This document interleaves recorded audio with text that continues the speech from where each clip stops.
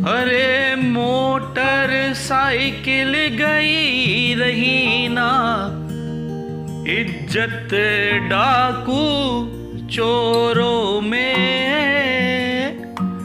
Motor cycle गई रही ना, इज्जत डाकू चोरों में। पिया बैठूंगी मैं बलेरों में। हाँ जी, मोटर साइकिल गई रही ना, इज्जत डाकू चोरों में। पिया बैठूंगी मैं बलेरों में। अच्छा, अगर तेरा हो गया हो तो थोड़ा पढ़ा ले। क्या ड्रामेबाजी लगा रखी है? पढ़ा पढ़ा, चल पढ़ा। हाँ जी, कैसे हैं आप लोग? माई सेल्फ शिवांशु अत्रे। तो चलिए बिना टाइम वेस्ट करे वीडियो को शुरू कर लेते हैं, क्योंकि अभी आपने देखा भाई मैं तो भूल गया था, वीडियो स्टार्ट हो गया था और मस्ती में डांस कर रहा था। ना जाने कहां से आकाशवाणी आ गई कि पढ़ा ले बेटा पढ़ा ले। तो चलो अपन टाइम क्यों वेस्ट करें, आज का टॉपिक शुरू करते हैं, क्वाड्रेटिक इक्वेशन।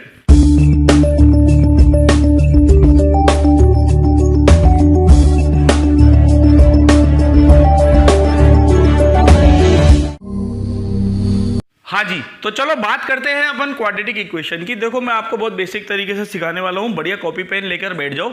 हो सकता है मैं आपको वीडियो कंटिन्यूसली बना दूँ, बीच में कोई ब्रेक नहीं हो, कोई एडिटिंग नहीं होगी, तो कहीं 19-20 बात हो जाए तो माफ़ कीजिएगा। देखो क्वाड्रेटिक इक्वेशन, अगर मैं इसको 2 पार्ट में डिवाइड करता हूँ तो ये इस तरह से आ जाएगा। ठीक है, ये आ रहा है आपका क्वाड्रेटिक और ये आ रहा है आपका इक्वेशन। जनरली क्या है ना, किसी भी चीज़ को समझने के लिए उसको तोड़ने मोड़ने की जरूरत पड़ती है। तो मैंने इसको तोड़ा मरोड़ा और मेरे सामने निकल के आया क्वाड्रेटिक और इक्वेशन। अब क्वाड्रेटिक का मतलब क्या होता है कि डिग्री 2 वाले, है ना, डिग्री 2। अब किसकी डिग्री 2? वेरिएबल की डिग्री 2। इक्वेशन का क्या मतलब होता है? इक्वल टू का साइन। इक्वेशन का क्या मतलब होता है? इक्वल टू का साइन।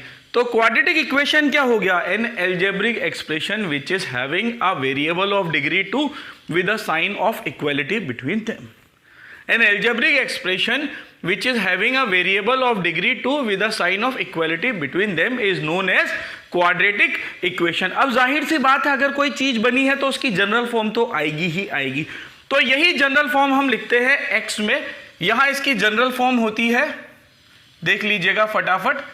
जनरल फॉर्म लिख रहा हूं मैं, वेरिएबल x में लिख रहा हूं, डिग्री 2 है तो ये हो गई आपकी ax² plus bx plus C equal to 0। ये इसकी जनरल फॉर्म हो गई। अब कोई भी चीज आती है तो साथ में कुछ कंडीशन लेकर आती है, तो यहां भी कुछ कंडीशन रही होंगी।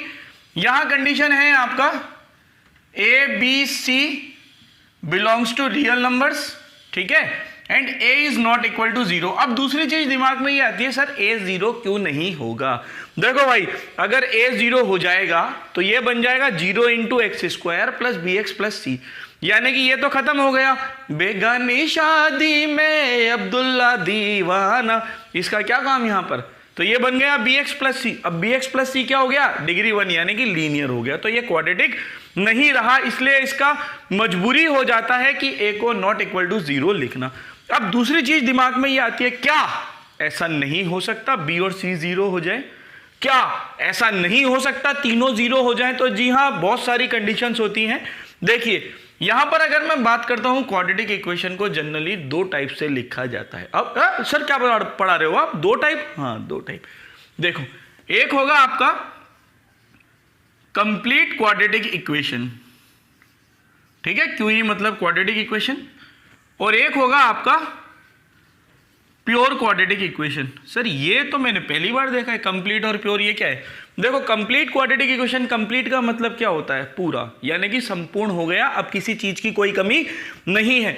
तो जो मुझे नीड था ax² plus bx plus C equal to 0, इसका जनरल फॉर्म, यदि सब चीज आ जाए, ए बी सी का वैल्यू हो, x बढ़िया हो, तो मैं कह सकता हूं वो quadratic equation complete quadratic equation होती है, यानी कि ax² plus bx plus C equal to 0 के अंदर a is not equal to 0, b is not equal to 0 and c is not equal to 0, कोई भी 0 नहीं होना चाहिए। फिर आता है प्योर क्वाड्रेटिक इक्वेशन। देखो प्योर का मतलब होता है कोई उसमें इम्प्योरिटी नहीं रहेगी। तो यहां पर अगर बात करते हैं क्वाड्रेटिक शब्द किसकी वजह से आता है? डिग्री 2 की वजह से आता है। तो डिग्री 2 ही हमारा प्योर है, बाकी सब इम्प्योर है। डिग्री 2 ही हमारा प्योर है, बाकी सब इम्प्योर है। यानी कि अगर मैं बात करूंगा तो प्योर क्वाड्रेटिक इक्वेशन क्या कहलाएगी? अगर ax² plus bx plus C equal to 0 के अंदर a is not equal to 0 और b is equal to c is equal to 0 हो जाए। अगर a तो 0 नहीं हो, b और c आपका 0 हो जाएगा, तो ये इक्वेशन क्या बन जाएगी, ax स्क्वायर इक्वल टू 0। और यहाँ इसके जीरोस क्या होंगे, 0 0, है ना, 0 ही होने वाले हैं x का वैल्यू। अब आप बोलोगे कि सर चलो अगर तीनों 0 हो गए तो आपने 2 को तो रख दिया, तो इसको क्यों छोड़ा, इसको भी कर दो। तो भैया बड़ी समस्या हो जाती है। यहाँ अपन चिल्ला चिल्ला कर करते हैं और लिखते हैं नोट। अब नोट में क्या आता है, if in A X square plus B x plus C equal to 0, A is equal to B is equal to C is equal to 0। तीनों ही 0 हो गए, ये तो तीनों ही 0 हो गए। जब तीनों ही 0 हो गए तो ये क्या बन जाएगा, 0 into X square plus 0 into X plus 0 equal to 0, यानी कि 0 इक्वल टू 0। तो x से क्या कुछ चेंज आएगा, x को आप कुछ भी रखते रहो, पूरे ब्रह्मांड से कोई सी भी वैल्यू ले हो x की, कोई फर्क नहीं पड़ेगा, 0 इक्वल टू 0 आता रहेगा, है ना। तो यानी कि देखो ऐसी वैल्यू, ऐसी वस्तु जो हर चीज को सेटिस्फाई करने लग जाती है, वो क्या बन जाती है, क्या बनती है, आइडेंटिटी। क्या बन जाती है, आइडेंटिटी। तो अब ये क्वाड्रेटिक इक्वेशन नहीं रहेगी, ये क्या बन जाएगी, आइडेंटिटी। It becomes identity. कई बार क्वेश्चन आ जाता है एग्जाम में, फाइंड द वैल्यू ऑफ के if the quadratic equation becomes identity, और बच्चा कंफ्यूज हो जाता है, यार ये आइडेंटिटी कहां से आ गया। तो आपको कुछ नहीं करना, वहां पर coefficient of x square, coefficient of x और कांस्टेंट टर्म को 0 कर देना है, ये आइडेंटिटी बन जाएगा। क्लियर है। तो ये तो था इसका बेसिक कि क्वाड्रेटिक इक्वेशन क्या है, डिग्री 2 है, इक्वल टू का साइन है, इस तरह से जनरल फॉर्म में लिख दिया, एबीसी रियल है, ए 0 नहीं होना चाहिए, और अगर कंप्लीट होगा तो तीनों ही 0 नहीं होंगे, प्योर होगा तो ए 0 नहीं होगा, बी और सी 0 हो जाएगा, तीनों 0 हो गए तो आइडेंटिटी बन जाएगा। अब आगे चलते हैं कि सर यहां पर करना क्या है। देखो हमेशा अपन क्या करते हैं, अज्ञात से ज्ञात की ओर जाते हैं, अननोन से नोन की ओर जाते हैं। तो यहां अननोन क्या है, यहां अननोन है वेरिएबल जो वेरी कर रहा है, यानी कि एक्स। तो अपना टारगेट है इस एक्स की वैल्यू को निकालना। बोलो सही है, सही है। अपना टारगेट है इस x की वैल्यू को निकालना। तो जाहिर सी बात है इस x की जो वैल्यू होगी वो इसका क्या कहलाएगी, सॉल्यूशन। क्या कहलाएगी, सॉल्यूशन। क्योंकि जिसकी आपको दरकरार थी वो आपके सामने उपस्थित हो गया है, आप कोई प्रॉब्लम सॉल्व कर रहे थे, उसका आंसर आ गया है, यानी कि वो हो गया उसका सॉल्यूशन। तो यहां पर x का वैल्यू इसका सॉल्यूशन कहलाएगा, जिसको हम जीरोज या रूट भी कहते हैं। तो अब बात आती है कि इसकी x की वैल्यू कैसे निकाली जाती है जब आपके पास कोई क्वाड्रेटिक इक्वेशन गिवन होती है। तो चलिए आइए अब बात करते हैं कि methods of finding the zeros, roots या सॉल्यूशन। ठीक है, उतार लो इसको। चलिए आइए अब बात करते हैं इसके सॉल्यूशन, जीरोज या रूट। देखो तीनों का मतलब एक ही है, अगर कभी आ जाए जीरोज या रूट्स या सॉल्यूशन तो घबराना मत, वो पूछ क्या रहा है, वो वेरिएबल की वैल्यू पूछ रहा होगा आपसे। अब इसकी बात करते हैं। जनरली आपके अब कोर्स में तो 2 ही रह गए हैं, पर हम 3 हुआ करते थे, जिसमें एक को अब अपन डेरिवेशन की तरह यूज कर लेते हैं। ये मेथड होते हैं, ठीक है। पहला जो आपका मेथड होता है वो होता है आपका फैक्टराइजेशन मेथड। कौन सा मेथड, फैक्टराइजेशन मेथड, ठीक है। इसका कोई और भी नाम है, इसका नाम है स्प्लिटिंग द मिडल टर्म। अब कई लोग समझ गए होंगे ये नाम लिखते ही, स्प्लिटिंग द मिडल टर्म, क्योंकि ये तो अपन ने बहुत पढ़ा है, बीच वाले को तोड़ देना, है ना, मिडल टर्म। फिर दूसरा देखते हैं, दूसरा आता है आपका completing the square method. Completing the square method, ये बहुत काम का हुआ करता है, पर अब खत्म हो गया है। आप कहोगे सर काम का और खत्म हो गया है, क्योंकि अब इसको डेरिवेशन की तरह यूज कर रहे हैं अपन। और तीसरा है फॉर्मूला मेथड, है ना, फॉर्मूला डिराइव करने के लिए फॉर्मूला मेथड। मैं आपको करा दूंगा, घबराने की बात नहीं है। और इसको अपन कहते हैं श्रीधराचार्य मेथड,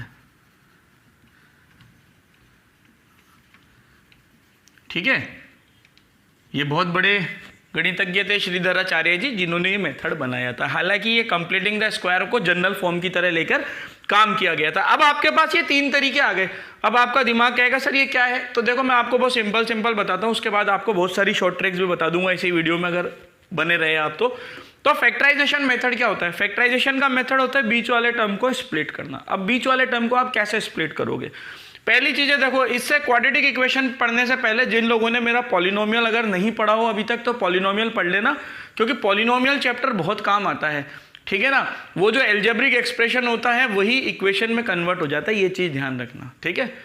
क्वाड्रेटिक एक्सप्रेशन ही क्वाड्रेटिक इक्वेशन में कन्वर्ट होता है इक्वल टू 0 जब कर देते हैं, क्योंकि बेसिकली हम कर क्या रहे हैं यहाँ पर, मेथड ऑफ फाइंडिंग जीरोस, और जीरो फाइंड करने के लिए क्या करना पड़ता है, हमें इक्वेशन को जीरो करना पड़ता है, और यहाँ इक्वेशन जीरो हो रही है, यानी कि एक ही चीज़ है, बस घुमा घुमा के पूछा गया है। अब बात करेंगे फैक्टराइजेशन मेथड की। तो देखो एक सिंपल सा क्वेश्चन करा देता हूँ, फिर आपको कोई दिक्कत नहीं आएगी। जैसे ये लिख के आ गया, मान लो 2x² - 5x + 3 = 0। अब देखो मेरी एक आदत है, एक ही चीज़ लिखता हूँ उसी में सारा करा देता हूँ, तो इसको ध्यान रखना, अब दिमाग में बैठा लेना, हर तरीके से काम करूँगा इसको। अब देखो x² का कोफिशिएंट क्या है 2, कांस्टेंट टर्म क्या है 3, तो जरा 2 3 जा कीजिए, कितना आता है 6, 2 3 जा कितना हो गया 6। अब 6 के भाई लिख लो आप कहीं अलग से, कोई दिक्कत नहीं है, 2 × 3 कितना हो गया 6। अब 6 के ऐसे फैक्टर बनाओ जिसको प्लस माइनस करने पर 5 आता हो, तो भैया एक तो आता है 1 × 6 है ना, और एक आता है 2 × 3। ये बात क्लियर हो गई होगी सबको। यहां से भी आ सकता है और यहां से भी आ सकता है, बशर्ते हमें लाना है -5। अब आप बोलोगे -5 लाना है, पर प्रोडक्ट करने पर क्या लाना है पॉजिटिव, तो आप ये दोनों को नेगेटिव रख दो, क्योंकि यहां तो आप रख नहीं पाओगे। यहां आप -6 रखोगे, +1 रखोगे तो -5 तो आ जाएगा, पर मल्टीप्लाई करने पर +6 नहीं मिलेगा। यहां आप दोनों नेगेटिव रख दोगे तो प्लस करने पर आपका -5 भी बन जाएगा, मल्टीप्लाई करने पर +6 भी बन जाएगा। तो ये हो गया आपका 2x² - 2x - 3x + 3 = 0। क्लियर है? ये बन गया आपका 2x कॉमन लिया आपने, x - 1 माइनस का 3 कॉमन, ठीक है, और ये बन गया आपका x - 1 = 0। यहां से आ गया बेटा x - 1 और 2x - 3 = 0, तो x का वैल्यू हो गया 1 और x का वैल्यू हो गया 3/2। ये इसकी वैल्यूज आ गई। तो ये आपका फैक्टराइजेशन मेथड यही है, बीच वाले को स्प्लिट कर देना। पर कई बार क्या होता है ना कि जरूरी नहीं है फैक्टर बने, जरूरी नहीं है स्प्लिट हो, जरूरी नहीं है मिडल टर्म आए, तो कंफ्यूजन हो जाता है, प्रॉब्लम आ जाती है। हमेशा ध्यान रखना कि हम लोगों को जब तक किसी और चीज की जरूरत नहीं पड़ती ना, तब तक हम उसका आविष्कार नहीं करते और चमत्कार नहीं हो पाता है। तो कभी पुराने ज़माने में factorisation splitting the middle term से काम चल रहा होगा, जब प्रॉब्लम आई होगी तभी जाके कंप्लीटिंग द स्क्वायर मेथड बना होगा। अब यही वाला क्वेश्चन 2x² - 5x + 3 को मैं कंप्लीटिंग द स्क्वायर मेथड से कराऊंगा, और फिर उसी से मैं आपको फॉर्मूला मेथड भी समझाऊंगा। या मैं एक काम करता हूं, जनरल वाले से करा दूं, बोलो जैसे, चलो पहले इसी को लेते हैं, पहले इससे लेते हैं, फिर आपको जनरल वाले से सिखाएंगे। क्या लिखा है 2x² है ना, कितना लिखा है लिख लेता हूं मैं, है ना, फिर रब कर दूंगा पूरा, 2x² - 5x + 3 = 0, ये लिखा हुआ है भाई। ठीक है, अब देखो आपको वैल्यूज तो पता ही है क्या आ रही है, 1 और 3/2, ये मैं लिख देता हूं ताकि आपको ध्यान रहे आंसर ये आ रहा है सर, है ना, मतलब चेक करने के लिए। ऐसा नहीं हो कि आप बोलो कि सर आपने तो लिख लिया था इसलिए आप घुमा फिरा कर वही लिया है, क्योंकि इसमें बच्चे जनरली यही कहते हैं कि सर आप कुछ भी करे जा रहे हो, बस आंसर लेकर आ रहे हो, है ना। तो अब इसमें कैसे करेंगे, देखो यहां पर हमारे दूसरे वाले का नाम है कंप्लीटिंग द स्क्वायर मेथड, यानी कि स्क्वायर बनाना। क्या बनाना?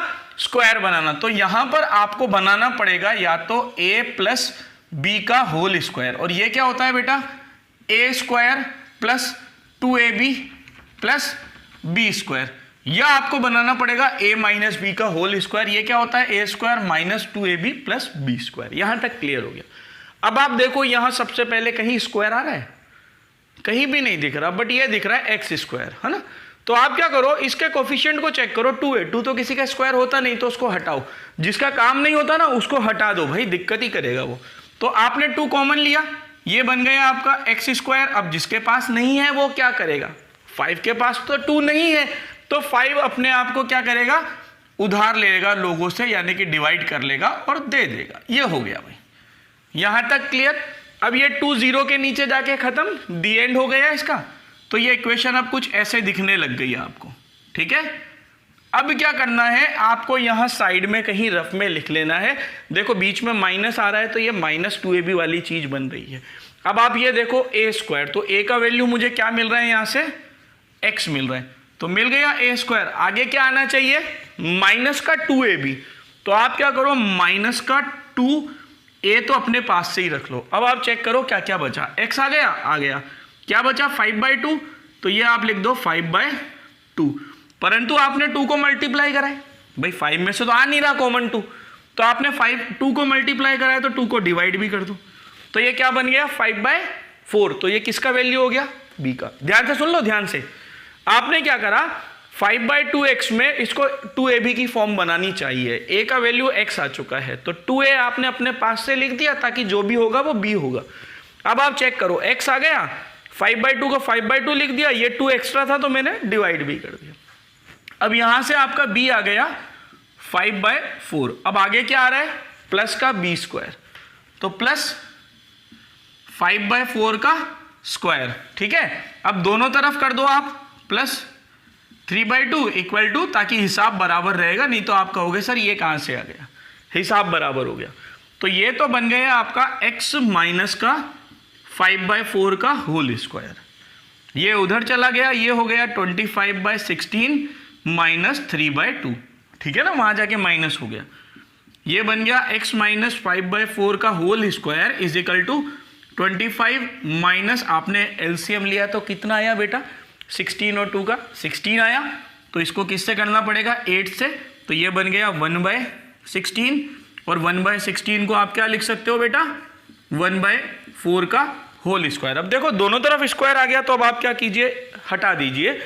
तो कैसे हटेगा? जब भी कोई चीज हटती है स्क्वायर में तो प्लस माइनस लेकर आती है, प्लस माइनस 1/4, यानी कि एक बार तो इसका वैल्यू प्लस रख दो, एक बार माइनस रख दो। तो एक बार तो ये आ गया बेटा आपका x minus 5/4 is equal to 1/4, और एक बार लिख दो बेटा x minus 5/4 is equal to minus 1/4। अब इसका इधर क्या काम है, इसको दूसरी तरफ ले जाओ रे, तो ये हो गया x is equal to 5/4 plus 1/4, तो x इज इक्वल टू 6/4, तो x इज इक्वल टू 3/2। कटिया ना भाई, कटिया ये तो, इसको इधर ले जाओ, x is equal to 5/4 minus 1/4, तो x इज इक्वल टू 4/4, तो x इज इक्वल टू 1।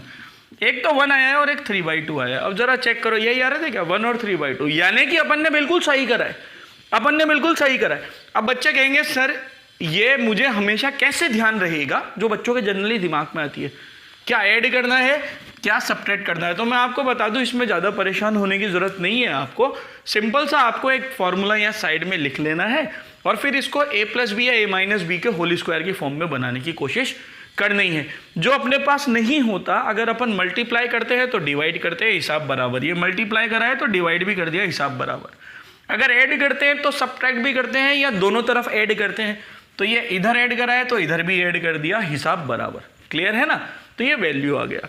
अब बच्चे कहेंगे नहीं सर ऐसा तो नहीं पढ़ेंगे हम, अब आप हमें इसकी जनरल फॉर्म से कराओ। अब मैं लिखता हूं आपको ax² वाली, ये समझ में आ गई आपको। अब देखो, अब कुछ नया होने वाला है। अब नया क्या होगा, चमत्कार नहीं होगा कहीं आपको, और सर चमत्कार होगा क्या, नहीं नहीं नहीं। अब क्या होने वाला है, अब होने वाला है कुछ ऐसा जिसका आपको बहुत बेसब्री से इंतजार था कि पंडित जी ने ऐसा क्या काम करा था श्रीधराचार्य जी ने कि उनका इतना नाम हो गया और उन्होंने फॉर्मूला बना दिया। हमेशा एक चीज़ याद रखना, अगर आप कभी भी किसी चीज़ को सॉल्व करते हो तो कोशिश करा करो उसकी जनरल टर्म पे काम करो, क्योंकि जनरल टर्म पे काम करोगे तो हो सकता है कुछ नई चीज़ आ जाए या शॉर्ट ट्रैक निकल जाए। ये बहुत बड़ी बात है, बोल दी है मैंने। अब हमारी जनरल फॉर्म थी ax² plus bx plus C equal to 0, ax² plus bx plus C equal to 0। ठीक है, अब यहां पर देखो a के बारे में मैं नहीं जानता ये स्क्वायर है या नहीं है, तो मैंने कॉमन ले लिया, ये हो गया x² प्लस पता नहीं b फैक्टर है या नहीं है, पता नहीं c फैक्टर है या नहीं है, तो हटा दो, क्या दिक्कत है, लिख डिवाइड कर दिया। तो ये हो गया x² plus b/ax plus c/a equal to 0। Clear. अब देखो मैंने लिखा x² प्लस ये मेरा a आ गया, अब मुझे किसकी दरकरार है, b की दरकरार है, तो क्या करूंगा +2। ठीक है, और फिर क्या आएगा a, यानी कि a आई रहे। अब क्या बचा b/a, तो b/a, परंतु ये 2 मल्टीप्लाई करा था तो डिवाइड कर दो, तो b का वैल्यू हो गया b/2a। क्लियर है यहां तक। आगे देखो, अब आगे क्या चाहिए मुझे, प्लस का b²। फॉर्मूला याद रखना, कहीं फॉर्मूला भूल जाओ और फिर बोलो सर कर क्या रहे हो आप, ये a माइनस बी का होल स्क्वायर होता है a² minus 2ab plus b²। कई बच्चे भूल जाते हैं, है ना, और अगर चलो प्लस कर लो यार, प्लस होगा तो प्लस, माइनस होगा तो माइनस, है ना। चलिए ये आ गया। ठीक है, अब आगे क्या आ गया, b आ गया, तो b² चाहिए, तो प्लस का b/2a का होल स्क्वायर, इसको दोनों तरफ कर दो b/2a का होल स्क्वायर, और इसी स्टेप में मैं c/a को भी दूसरी तरफ ले आया। बार बार क्या करना है कि स्टेप, तो ये बन गया आपका x प्लस b/2a का whole square is equal to b²/4a² minus c/a। तो ये बन गया आपका x प्लस b/2a का whole square is equal to b² minus 4ac upon 4a²। तो ये हो गया आपका x प्लस b/2a का whole square is equal to under root b² minus 4ac upon 2a का होल स्क्वायर। देखो वहां पता नहीं ना मुझे ये b² माइनस 4ac क्या आ रहा है, इसलिए मैंने क्या करा, इसको रूट में कर दिया। जो किसी का स्क्वायर नहीं होगा वो अपने रूट का तो होगा ना, इसलिए मैंने कर दिया इसको। अब देखो यहां से क्या आ रहा है निकल के, यहां से सामने आ गया x plus b/2a is equal to, अब स्क्वायर हटेगा तो प्लस माइनस आएगा ना, plus minus under root b² minus 4ac upon 2a। तो x का वैल्यू इधर ले जाओ तो ये हो गया minus b/2a plus minus under root b² minus 4ac upon 2a। So x can be written as minus b plus minus under root b² minus 4ac upon 2a। ये वैल्यू आ गई भाई, ठीक है। और यही आपका फॉर्मूला मेथड है, ये आपकी जनरल फॉर्म से मैंने बनाया था, a² plus bx plus c से completing the square method solve किया था। जो रिजल्ट आया ये अब हम डायरेक्ट यूज करेंगे। अब आप कहोगे डायरेक्ट कैसे, तो जैसे मैंने वो क्वेश्चन बताया था ना आपको, क्या था वो, 2x² minus 5x plus 3 equal to 0, है ना। ये बहुत काम का है, हर जगह काम कराऊंगा इसको मैं। 2x² minus 5x plus 3 equal to 0, ठीक है। अब आप यहां पर देखो a का वैल्यू क्या है, a का वैल्यू है 2, b का वैल्यू -5, c का वैल्यू 3। तो जरा निकालो b² माइनस 4ac क्या होता है। अब ये b² माइनस 4ac की भी एक कहानी है, इसको मैं बाद में बताऊंगा, अभी तो यही रखो, है ना। तो ये कितना होगा, माइनस का 5 का स्क्वायर माइनस 4 इंटू 2 इंटू 3, 4 2 जा 8, 8 3 जा 24, 25 में से 24 गया तो कितना बचा 1, तो ये आ गया 1। तो x का वैल्यू क्या हो गया, माइनस b यानी कि 5 प्लस माइनस √1 अपॉन 2 2 जा 4, तो ये आ गया 5 प्लस माइनस 1/4। तो एक बार प्लस कर लो, एक बार माइनस कर लो। जब आप प्लस करोगे तो 5 प्लस 1/4, माइनस करोगे तो 5 माइनस 1/4। तो यहाँ से x का क्या वैल्यू आ गया, 6/4 यानी कि 3/2, और x का वैल्यू क्या आ गया, 4/4 यानी कि 1, अर्थात सेम आ गया। तो आपको बहुत गंदे तरीके से ये समझ में आ गया होगा, आप किसी भी मेथड से सॉल्व कर सकते हो, आंसर हमेशा एक ही आएगा। तो ये था हमारा कंप्लीटिंग द स्क्वायर मेथड से फॉर्मूला मेथड का डेरिवेशन। ये मेरा फॉर्मूला मेथड है, डायरेक्ट लिखना है इसको, ठीक है, डायरेक्ट लिखना है। अब बच्चा कहता है कि सर यहाँ पर ये b² माइनस 4ac क्या आ रहा है। अब चलो इस बारे में भी बात करते हैं, ये b² माइनस 4ac क्या है। देखो वीडियो कितनी भी लंबी हो जाए पर गारंटी है इसी में आपके सारे दिमाग के कॉन्सेप्ट्स क्लियर कर दूंगा, पूरे दिमाग खोल दूंगा आपका बढ़िया तरीके से, ताकि आप बढ़िया तरीके से सारे क्वेश्चन कर सको। उसके बाद मैं तो बैठा ही हूँ आपको क्वेश्चन कराने के लिए, है ना। अब देखो यहाँ तक क्लियर हो गया। अब दिमाग में ये बात आ रही है, इसका क्या रोल है भाई, रूट तो x की वैल्यू ये आ रही है, तो ये क्या ये डिसाइडिंग फैक्टर बन सकता है। जी हाँ, बिल्कुल बन सकता है, क्योंकि रूट बहुत बड़ा रोल प्ले करता है। रूट परफेक्ट स्क्वायर है या नहीं है, जो रूट के अंदर नंबर आ रहा है वो परफेक्ट स्क्वायर है या नहीं है, वो पॉजिटिव है, जीरो है, नेगेटिव है, क्या है, बहुत बड़ा रोल प्ले करेगा। पॉजिटिव होगा तो बढ़िया है, ये स्क्वायर भी हो सकता है परफेक्ट स्क्वायर, और नहीं भी हो सकता।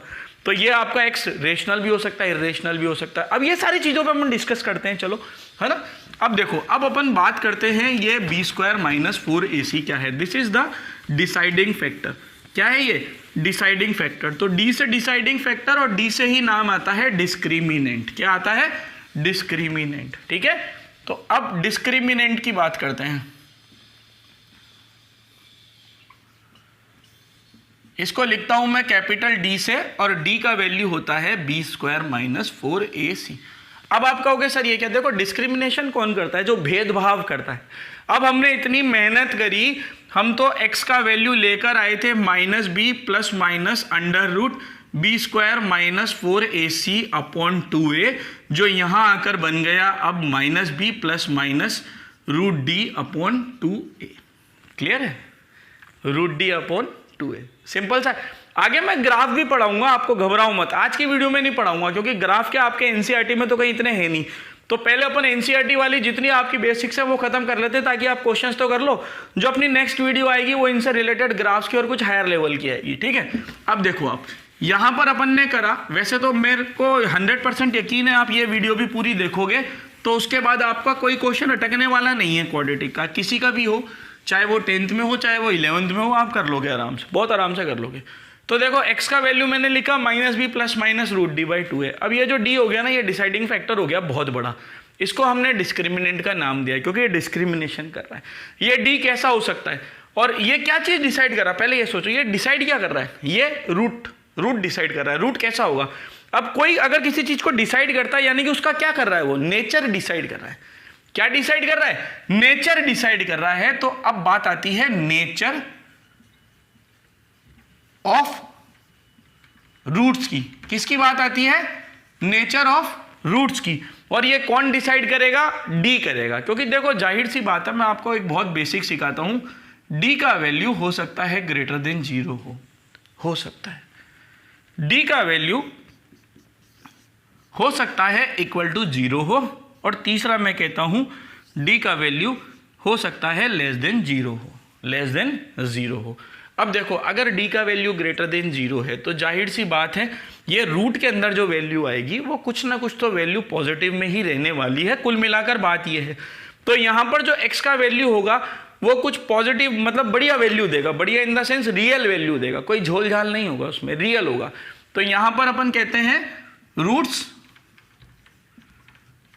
Are real and distinct. कई लोग इस डिस्टिंक्ट को अनइक्वल भी लिख देते हैं, ठीक है, roots are real and distinct और अनइक्वल। अब बात करते हैं कि चलो ठीक है ये डिस्टिंक्ट कैसे हो गए। देखो -b प्लस माइनस कुछ, यानी कि अगर मैं किसी नंबर में कोई नंबर को ऐड करूंगा या किसी नंबर में वही पहले वाले नंबर को सब्ट्रैक्ट करूंगा तो डिफरेंट वैल्यू आएगी। छोटा सा एग्जांपल है यार, 5 + 3 कितना होता है 8, जबकि 5 - 3 कितना होता है 2, तो ये दोनों अलग अलग वैल्यू हैं, तो डिस्टिंक्ट है पर रियल है ना। अब रियल में आपने पढ़ा था रेशनल भी होती है और इर्रेशनल भी होती है, रेशनल भी होती है और इर्रेशनल भी होती है। रेशनल कब होती है, जब कोई रूट नहीं रहता, p/q की फॉर्म रहती है। p/q की फॉर्म कब आएगी, जब d एक परफेक्ट स्क्वायर होगा। तो if d is a perfect square number then roots are rational, तो रेशनल रूट्स होंगे, ठीक है।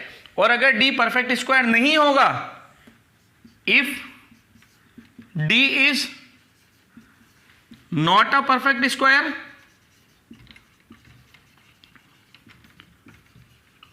Then roots are irrational. तो रूट क्या होंगे, इर्रेशनल होंगे। क्लियर है, ये बात समझ में आ गई। इर्रेशनल क्यों होंगे, क्योंकि d परफेक्ट स्क्वायर नहीं है, और जब d परफेक्ट स्क्वायर नहीं है तो रूट नहीं हटा पाएगा, रूट नहीं हटा पाएगा तो ये वैल्यू रूट में रह जाएगी, और वैल्यू रूट में रह जाएगी तो यानी कि कुछ ना कुछ तो रूट में आएगा भाई, सिंपल सी बात है। और इसीलिए आपने कई जगह पढ़ा भी होगा कि जो आपके इर्रेशनल रूट्स होते हैं वो हमेशा कंजुगेट फॉर्म में आते हैं, इसी वजह से। बहुत बड़ी बात बता दिया मैंने आपको। इर्रेशनल रूट्स क्या होते हैं, इर्रेशनल रूट्स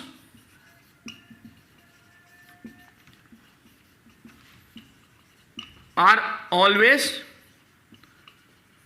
कम्स इन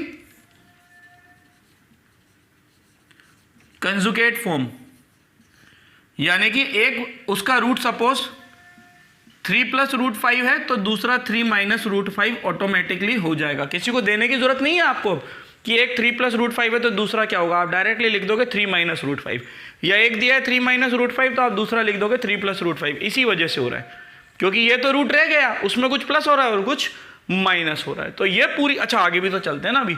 और d = 0, अब d = 0 यानी कि ये चीज है ही नहीं, तो -b प्लस माइनस 0 है ना। तो 0 को चाहे प्लस करो सब्ट्रैक्ट करो, क्या फर्क पड़ रहा है। तो आप कहोगे रूट्स